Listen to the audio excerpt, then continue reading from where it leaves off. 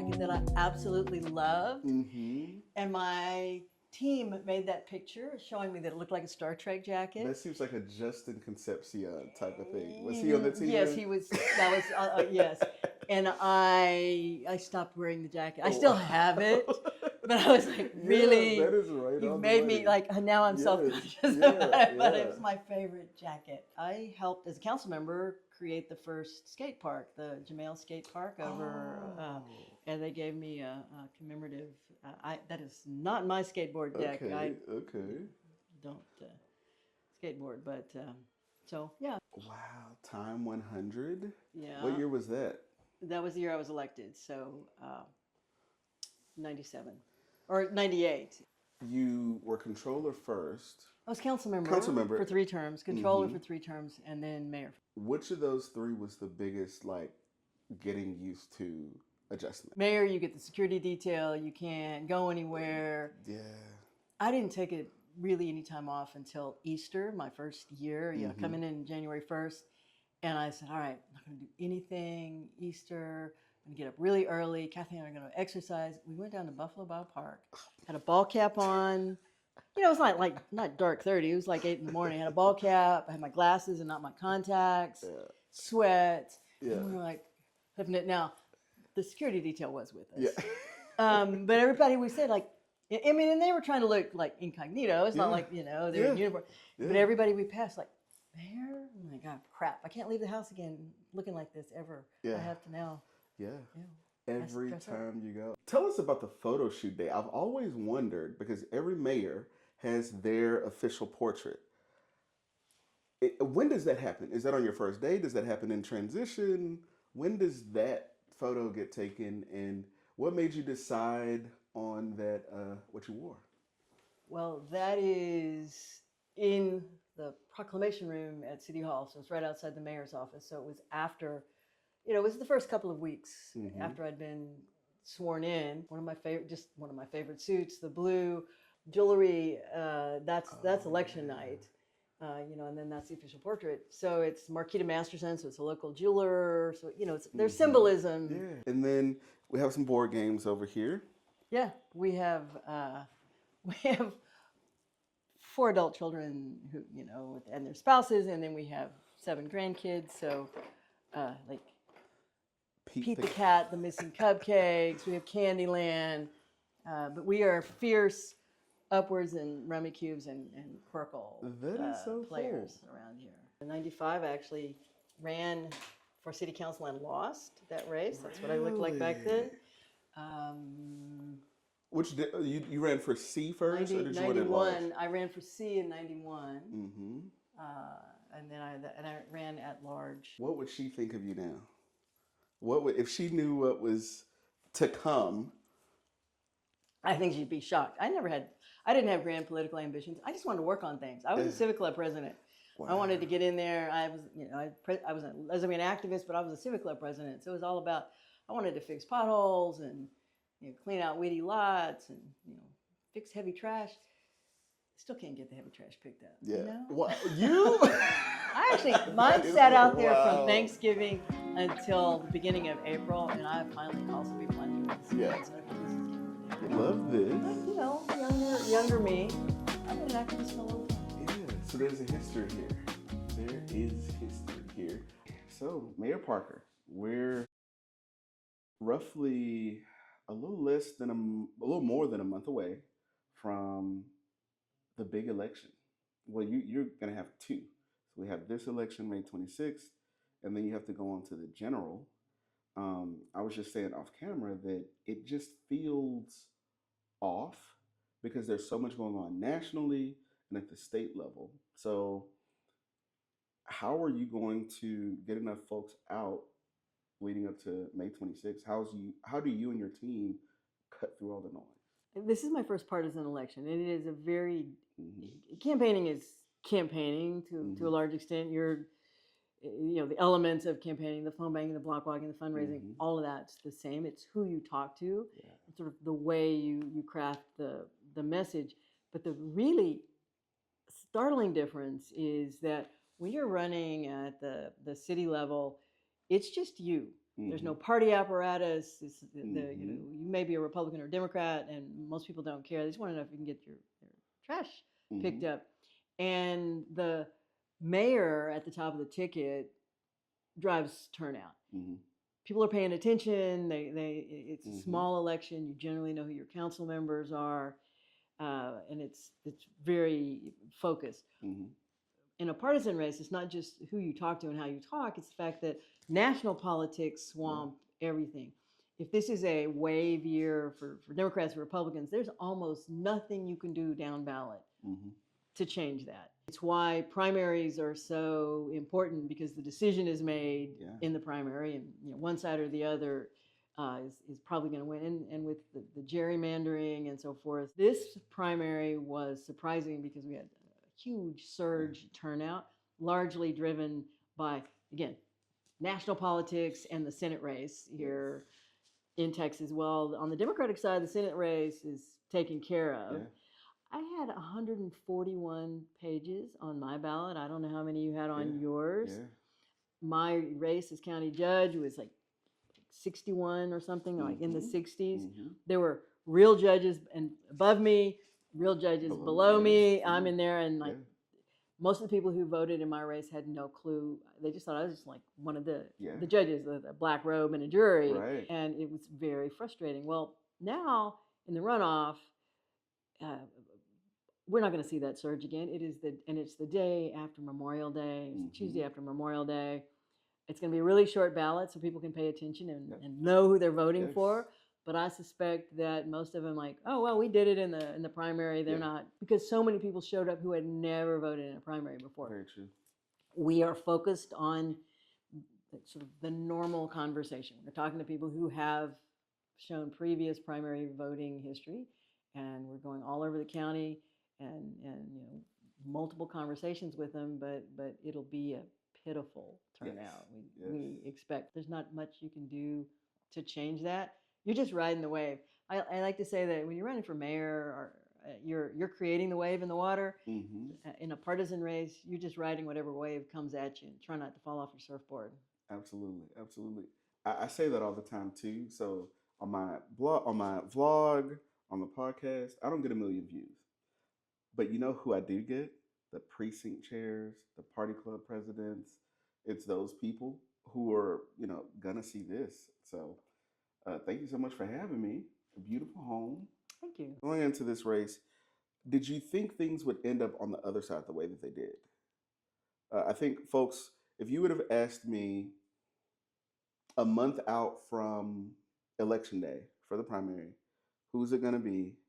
I would have assumed you, and I would have assumed Marty Langton.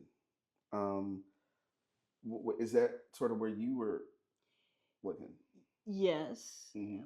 But I was also telling people that I was very certain there would be a runoff on the Republican side, and that Orlando Sanchez would be in the runoff, simply because he's a familiar name and he's run before. He's an experienced candidate.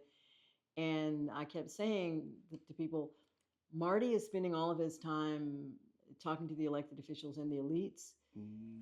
He's not spending his time courting the precinct judges. And on the Republican side, it's the Republican women's clubs that are the real backbone that drive those votes. And we clearly saw that in the results, that Marty Langton got knocked out. He raised more money than all of his opponents combined. He had more endorsements than I think all of his opponents combined, and that's just the way politics sometimes work. Now, I was surprised to be in a runoff. I came very close. 49% after early vote, and dropped down just a smidge. That's because there was a third candidate in the race who drew an unexpected number of votes. But again, politics is not, it is you do everything you can to make your own luck, and you play all the angles, and you do your best to put your message out there, but you also, there's a roll of the dice. I'm feeling good about what happened. I mean, I'm frustrated to be in a runoff, but I'm feeling good about the outcome. I expect to be running against Orlando Sanchez in November. the previous county judge, a Republican, no one really knew what happened down at the county courthouse. Um, you know, they had commissioners court. Very rarely was there news about it. Very rarely were people really paying attention. Lena Hidalgo gets in. She, in my opinion, rides the Beto wave. She did ride the Beto wave. Yeah, she rides the Beto wave. I remember seeing that night.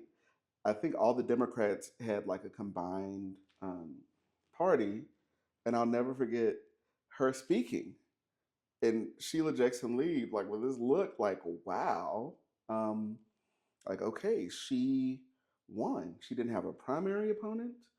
Um, I remember meeting her at some like party club meeting, something something. And they were like, "Oh, that's Lena Hidalgo. She's gonna."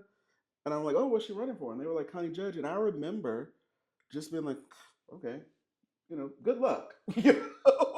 And if I'm not mistaken, I think it was one of those things where it was like, hey, you know, can we do coffee or can we do lunch? Not her specifically, but like someone from her team. And I remember thinking like, not really taking it seriously. Next thing you know, she is the county judge elect. And all of these drastic changes happen. Um, Commissioner's Court is now in these marathon sessions. And then we get a little bit of chaos that would just spout up every now and then in Commissioner's Court. I mean, I'll be honest, I was a fan in the beginning, personally. In the beginning, I was a fan, and then I started to say, could this chaos hurt us later? Could people look and say, do Democrats know how to govern at, at, at the county? Um, were you seeing some of that? And what would a Judge Parker do differently rolling in, do you think? Very clear. I mean, Lena Hidalgo chose not to run. Yes. I was running either way, but Mhm. so I'm not running Mhm. against her. Mhm. And I don't want to go back to what Commissioner's Court was like in my memory, Yeah. which was, I mean, I like and respect Ed Emmett, and I Mhm. have been clear about this. I Mhm. voted for Ed Emmett. Mhm. I met with Lena Hidalgo when she was running, and I had kind of the Yeah. same Yeah. reaction you did. Yeah. But Commissioners Court meetings historically, they lasted like 10 minutes. They Yeah. did everything in executive session. The guys got in a room together and they worked it out, and then they came out and Mhm. made an announcement. There Yeah. was no transparency. Mhm. Do not want to go back to that. Mhm. But you also don't need to have, you know, 12-hour marathon sessions and not,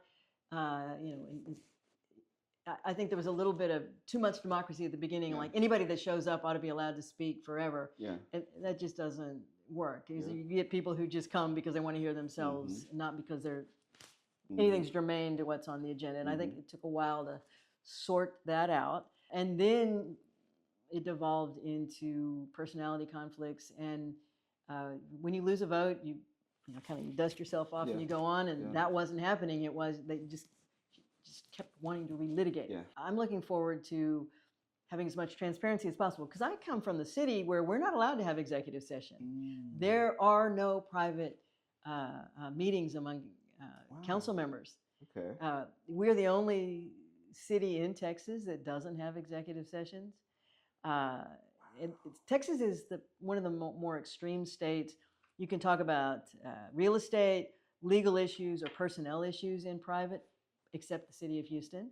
So in Houston, it's one off. So I spent 18 years my career in a system where everything we did had to be in public, and I'm coming with that mindset. So I want to be as open and transparent as possible. But I also know how to run an efficient meeting. I came to government. I was a civic club. I was actually president of the Houston caucus. I was president of more than a dozen LGBT organizations, and then Democratic clubs, and then civic clubs. So I know how to run a meeting. I used to be a parliamentarian. Like, let's get in, let's get it done, Yeah. let's move the agenda, but do it in a way that everybody knows what's happening and it's public. I don't know that the issues that I care about and champion are that different from the issue, say, Judge Hidalgo cares about in champions. But I am a budget realist, and I am very sensitive to what I hear as I campaign. I'm mostly talking to Democrats. When I talk to Republicans, it's all about crime and immigration. When I talk to Democrats, it's like the economy. It's they're worried that they can't afford to live in Harris County. They don't want to keep moving farther and farther out. They want to have a job that sustains them, and they want to keep water out of their house. So we've got to focus on the basics. That's what I want to do. Absolutely. So now I want to have a little bit of fun. This wasn't fun? I want to have a little bit of fun. You, Kathy, you and the friends, y'all are going out for lunch on a Saturday. Where are you going? Oh, it's either barbecue Mexican or Vietnamese. It's the holy trinity of Houston. Our go-to restaurant is La Mexicana on Montrose at Fairview, but El Tiempo is a short walk from the house, and we, we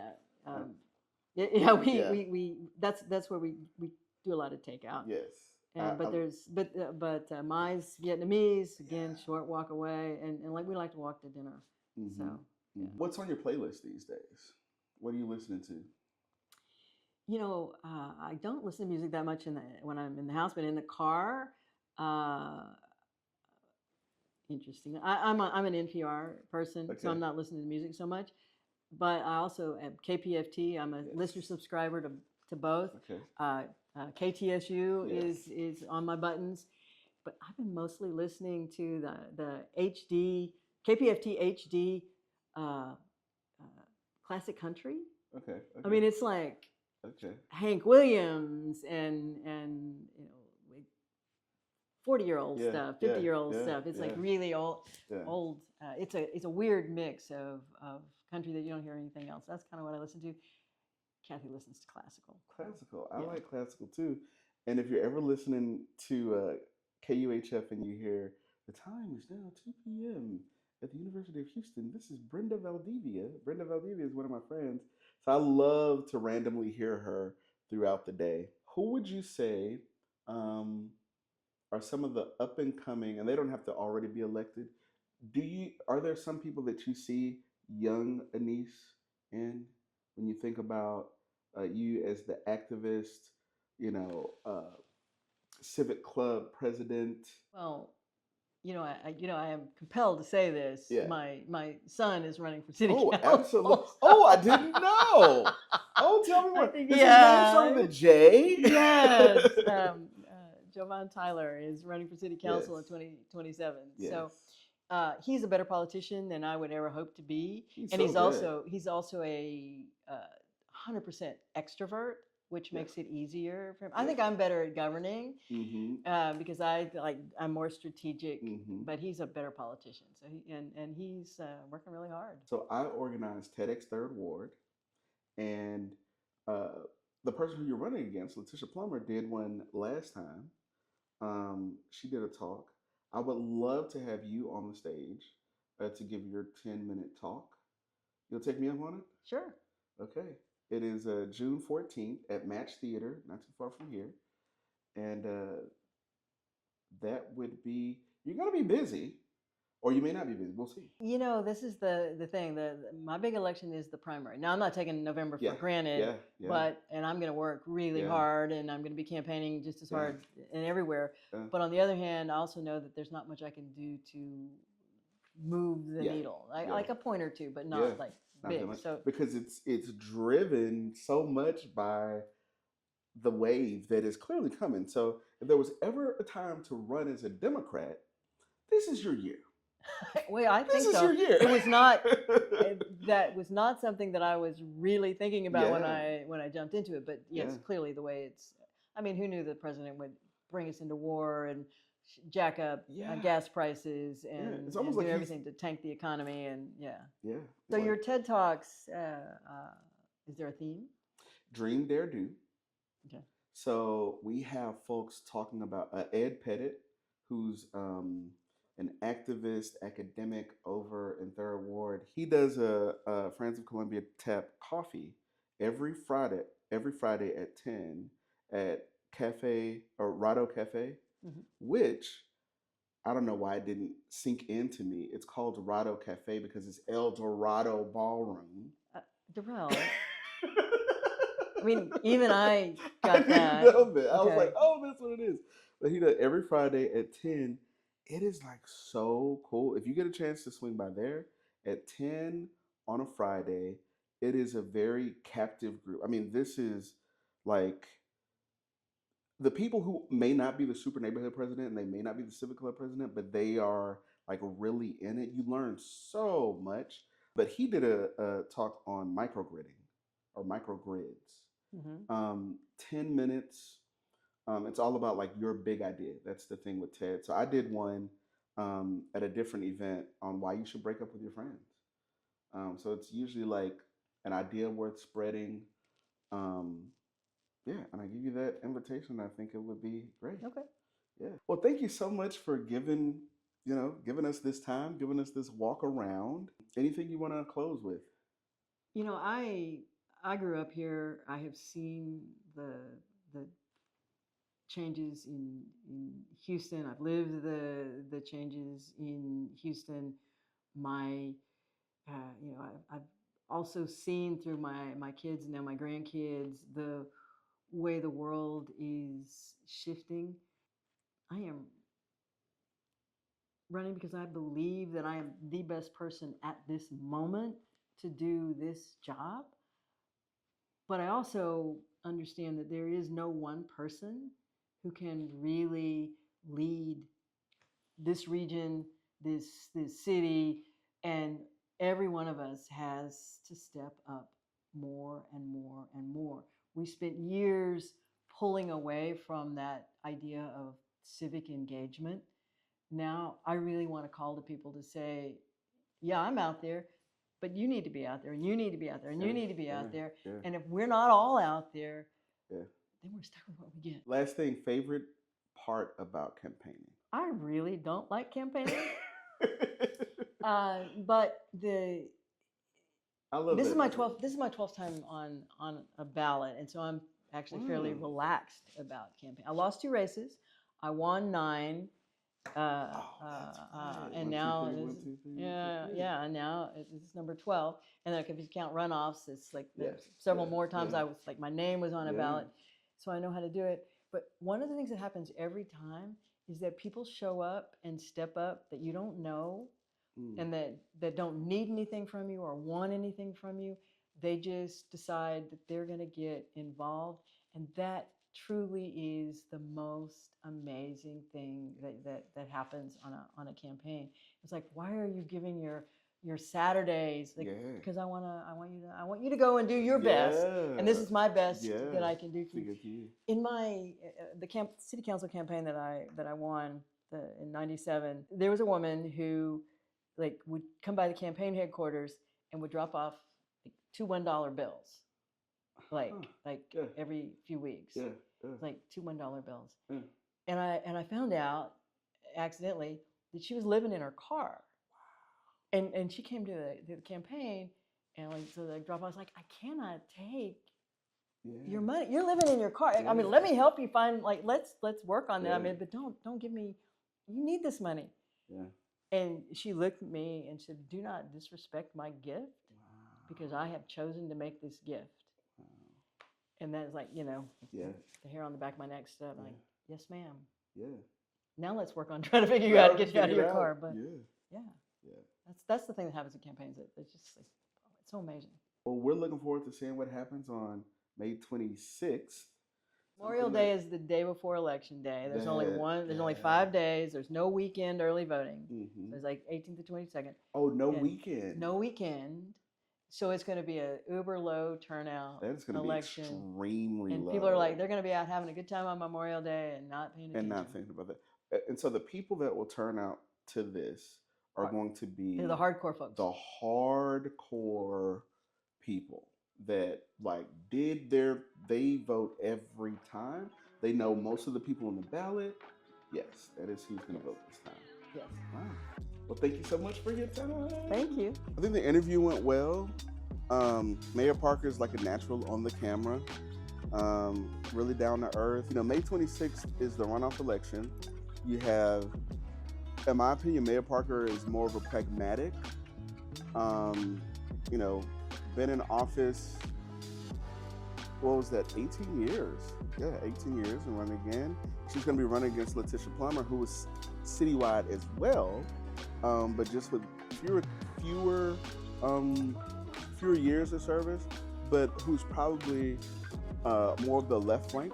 So it depends on who's going to turn out on May 26th. Like, you know, on the general election day, you had a really exciting U.S. Senate race with Jasmine Crockett running against Tallarico. You had a lot of other races that were pulling people out. Who's going to turn out on the 26th? I think that's what we're going to have to wait and see.